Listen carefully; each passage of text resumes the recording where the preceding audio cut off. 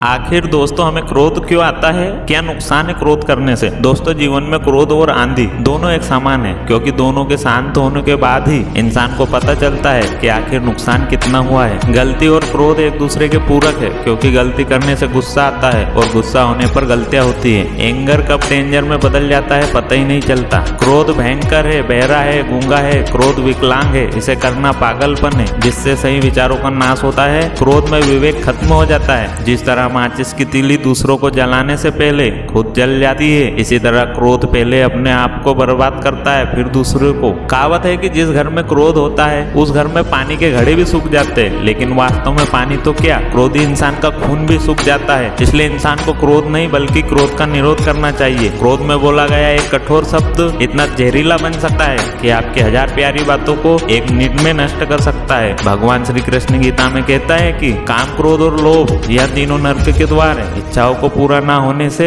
क्रोध बढ़ता है और क्रोध से बुद्धि का विवेक खत्म हो जाता है और फिर वहाँ अच्छे और बुरे में फर्क को नहीं समझ पाता। और जिस इंसान की बुद्धि का नाश हो जाता है उसके विनाश में ज्यादा वक्त नहीं लगता है। खोलते हुए पानी में जिस तरह परछाई नहीं देखी जा सकती है, उसी तरह क्रोध के समय में सच नहीं देखा जा सकता है। क्रोध या गुस्सा एक भावना है। गुस्सा करने पर हृदय की गति बढ़ जाती है, ब्लड प्रेशर बढ़ जाता है। देखा जाए तो आज की दुनिया में 128 करोड़ लोग हाइपरटेंशन के मरीज है। इसका कारण क्रोध और चिंता ही है। क्रोध इंसान के लिए हानिकारक है। शास्त्रों में कहा गया है कि क्रोध समस्याओं का समाधान नहीं है, बल्कि यह नई समस्याओं को जन्म देने वाला है। क्रोध कायरता की निशानी है। सन के आदमी को अधिक गुस्सा आता है, उसमें परिस्थितियों का बोझ झेलने का साहस और धैर्य नहीं होता। क्रोध में इंसान की सोचने समझने की क्षमता खत्म हो जाती है और वहाँ समाज की नजरों से गिर जाता है। अपने गुस्से से किसी को अपने बस में कर लेना गर्व की बात नहीं है, बल्कि गुस्से को अपने बस में कर लेना गर्व की बात है। तुलसीदास जी ने सबसे बड़े हिंदू ग्रंथ रामचरितमानस में भी क्रोध को लेकर कहा है कि क्रोध करने वाला व्यक्ति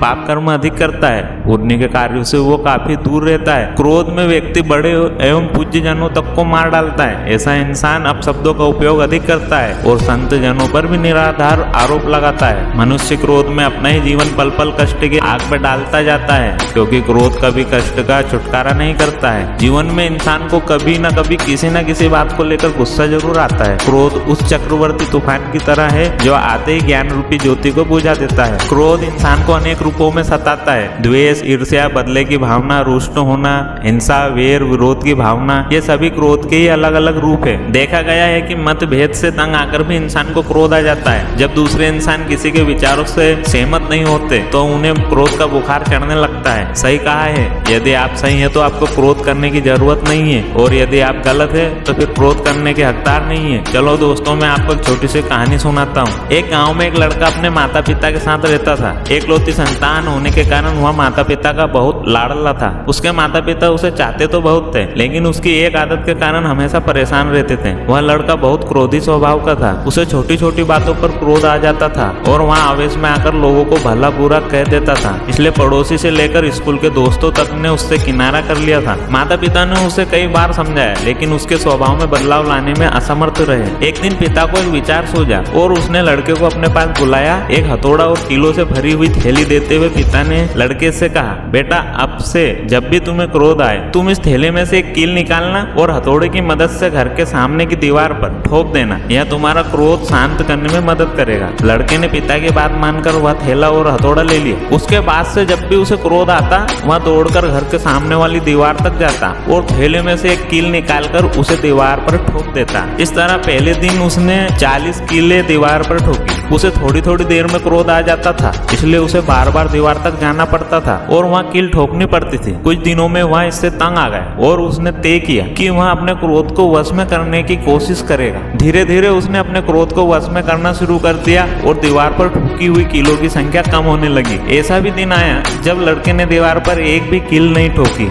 उसने अपने क्रोध पर पूरी तरह नियंत्रण कर लिया था। उसके बाद भी कुछ दिनों तक उसने खुद को पहचाना और जब उसे यकीन हो गया कि उसका क्रोध पूरी तरह तरह से उसके वश में है तो वह अपने पिता के पास गया और बोला, पिताजी अब मुझे इस हथौड़े और कीलों की जरूरत नहीं है क्योंकि मैंने अपने क्रोध पर नियंत्रण करना सीख लिया है। ऐसा सुनकर पिताजी बहुत खुश हुए और उससे हथौड़ा और कीले वापस ले लिए। अब उसने एक नया काम लड़के को दिया और कहा, बेटा अब से जब भी तुम अपने क्रोध पर काबू करो तो जाकर दीवार में से खींच कर एक कील निकाल देना। लड़का ऐसे ही करने लगा। हथौड़े से कील दीवार में ठोकने से कई ज्यादा मेहनत उसे कील निकालने में लगने लगी, लेकिन जैसे तैसे उसने दीवार में से अधिक कीलें निकाल ली। फिर भी कुछ कीलें पूरी कोशिश करने के बाद भी वह निकाल नहीं सका। उसने पिता को जाकर सारी बात बताई। पिता ने उसकी प्रशंसा की और दीवार की ओर इशारा करते हुए उससे पूछा, बताओ इस दीवार पर तुम्हें क्या दिखाई दे रहा है? लड़का बोलता है, मुझे कुछ छेद दिखाई पड़ रहे हैं पिताजी। पिता ने उसे समझाया, कील तुम्हारा वहाँ क्रोध था जिसे तुम कड़वे शब्द रूपी हथौड़े के द्वारा लोगों के दिल में ठोक दिया करते थे। जैसा तुम देख रहे हो कि कील निकाल देने के बाद भी दीवार पर हुए छेद बरकरार है और कुछ कीलें तो ऐसी भी है जिसे तुम निकाल भी नहीं पाए हो।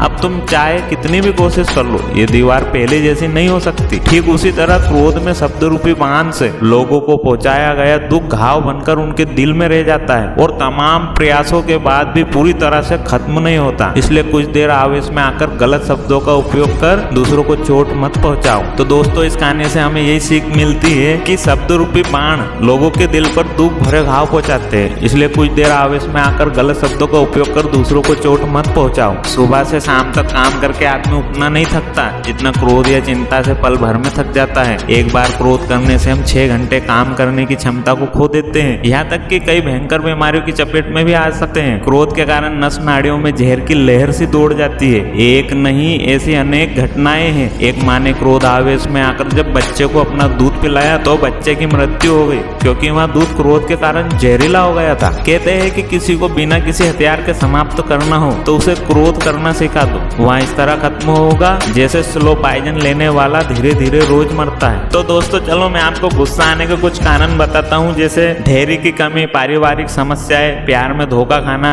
करियर में सफल नहीं हो पाना, काम से संबंधित तनाव या रिश्तों में चल रही मुश्किलें, जैसा अन्न वैसा मन, खाना जल्दी जल्दी खाना, बेचैनी, कम नींद, अकेलापन, ज्यादा इच्छा रखना, ज्यादा टीवी देखना, आवश्यकता से ज्यादा सोचना, कामकाज के दौरान चिड़चिड़ापन, गुस्से के दौरान खुद को नुकसान पहुंचाना। इन सब बातों से इंसान को जल्दी गुस्सा आ जाता है। क्रोधित होना गर्म कोयले को किसी दूसरे पर फेंकने से पहले पकड़े रहने के समान है, इससे आप ही जलते हैं। गुस्सा करने से हमारी बॉडी के ऊपर बहुत बुरा असर पड़ता है। कई बीमारियों का शिकार हो जाते हैं हम, जैसे कि गुस्सा करने से दिल और दिमाग पर खतरनाक असर पड़ता है। जो लोग ज्यादा गुस्सा करते हैं उनमें ब्रेन स्ट्रोक की संभावना ज्यादा होती है। एड्रेनालिन और कोर्टिसोल स्ट्रेस हार्मोन दिल की धड़कन और श्वास गति को बढ़ा देते हैं। इससे एनर्जी लेवल बढ़ता है और आपकी रक्त वाहिकाएं कस जाती है। दिमाग में खून की नलियां सिकुड़ने से हाई ब्लड प्रेशर के कारण दिल पर दबाव बढ़ जाता है या दिल की मांसपेशियां नर्वस ब्लड वेन्स को डैमेज करते हुए दिल के फंक्शन को नुकसान पहुंचा सकता है। गुस्से की वजह से जीभ में लार का आना कम होने से मुंह सूखने लगता है। मांसपेशियों में खून का दौरा बढ़ने, सिकुड़ने, तनाव और दर्द बढ़ने के कारण स्किन में ब्लड सर्कुलेशन कम होने लगता है। इससे स्किन ड्राई हो जाती है जिससे आपका ब्लड प्रेशर बढ़ जाता है। यदि ऐसा अक्सर होता है तो इससे आपकी धमनी की दीवारों पर बुरा असर पड़ता है। इससे हार्ट डिजीज का खतरा बढ़ जाता है। एक रिसर्च के मुताबिक किसी इंसान को गुस्सा आने के 2 घंटे बाद हार्ट अटैक आने का खतरा लगभग 5 गुना बढ़ जाता है। क्रोध इंसान के विवेक को वैसे ही ढक देता है जैसे धूल दर्पण को ढक देती है। दोस्तों गुस्से पर काबू पाने के लिए बेहतर है कि आप पॉजिटिव और क्रिएटिव काम करें। गुस्सा होने पर किसी भी म्यूजिकल इंस्ट्रूमेंट को बजाएं, कमरे को साफ करें, पिक्चर देखने जाए, थोड़ा घूम आए, कुछ भी ऐसा करें जिससे आपका ध्यान कुछ देर के लिए बढ़ जाए। गुस्सा आने पर 1 से 10 तक उल्टी गिनती करें। गुस्सा आने पर कुछ देर गहरी सांस ले और छोड़ें।